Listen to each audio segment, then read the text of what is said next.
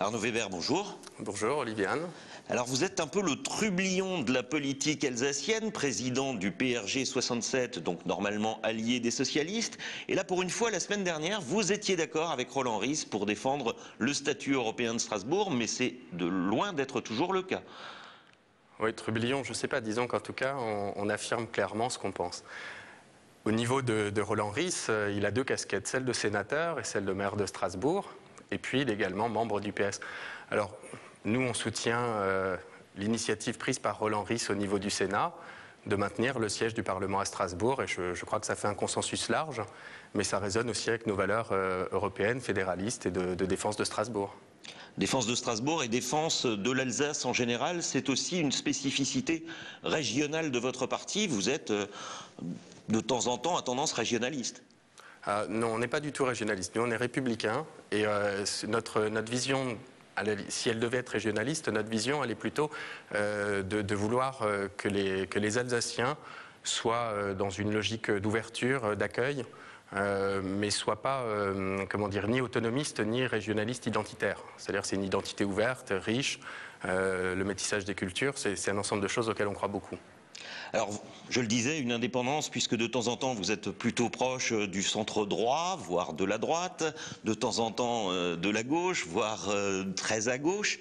Cette indépendance, elle ne vous réussit pas vraiment, puisque vous n'avez fait personnellement que 3,31% au cantonal à Strasbourg. Ça veut dire qu'il y a un manque de lisibilité de vos positions ? Alors, je suis parfaitement d'accord avec vous, il y a un manque de lisibilité, au sens où le PRG n'est pas très connu ici en Alsace, puisque ça fait au moins 10 ans qu'il n'y avait pas eu de candidat. On a présenté 3 candidats, on a fait des petits scores.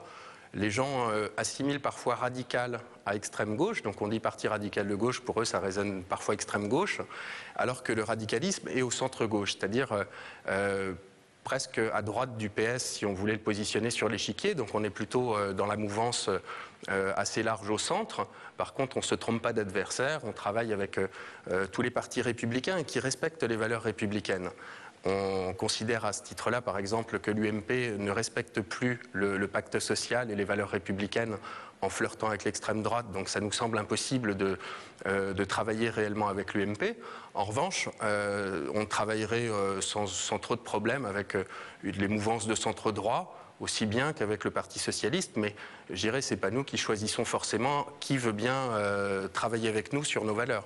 Alors si vous êtes là aujourd'hui, c'est aussi à titre personnel parce que, je le disais, 3,31% seulement aux élections, mais l'intérêt que vous suscitez au sein du monde politique est inversement proportionnel. Quand on parle de vous, vous êtes un peu le poil à gratter à droite comme à gauche. Vous en êtes conscient ? Ben, je ne sais pas si j'en suis conscient. En tout cas, c'est gentil de le dire si c'est de vouloir dire que j'ai mon franc-parler. Un trublion, ce n'est pas un programme politique en soi.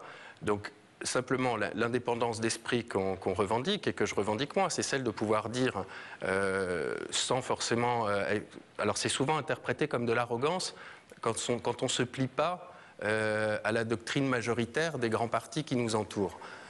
Mais notre positionnement et notre indépendance d'esprit, c'est de pouvoir à certains moments soutenir le Parti socialiste quand les initiatives sont conformes à ce que nous on aimerait défendre si on était en situation d'être élu, et ce qu'on s'efforcera de faire, mais c'est aussi de pouvoir les critiquer sans que soit perçu comme message que le fait de critiquer le PS soit nécessairement de critiquer la gauche, parce que c'est pas du tout notre objet. On critique des mesures, des décisions. Et puisque vous faites référence aux dernières élections, lorsque j'ai critiqué la décision des conseillers généraux socialistes au Conseil général, c'est parce qu'à l'unanimité, ils avaient voté le dispositif qui augmentait la taxe d'habitation pour les ménages, et on sait que la taxe d'habitation frappe les ménages les plus faibles, de manière la plus injuste, je veux dire. Et donc, en ce sens-là, on pensait qu'ils n'avaient pas fait leur boulot. Donc nous, on allait au front pour décrier ça. Alors dernier point, à 37 ans, vous faites figure de genou dans ce monde politique alsacien. C'est un peu triste, non ?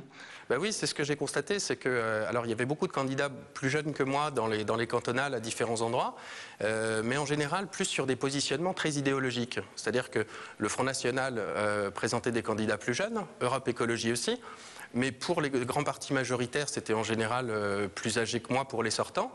Ça veut dire qu'il y a presque une génération politique d'attente. Et quand on ne renouvelle pas les générations politiques, ça veut dire que ceux qui sont déjà élus vont rempiler sur plusieurs mandats et qu'au bout d'un moment, il n'y aura pas de transmission. Donc il n'y aura pas de gens formés avant longtemps qui vont pouvoir exercer des responsabilités. Arnaud Weber, merci. Merci beaucoup.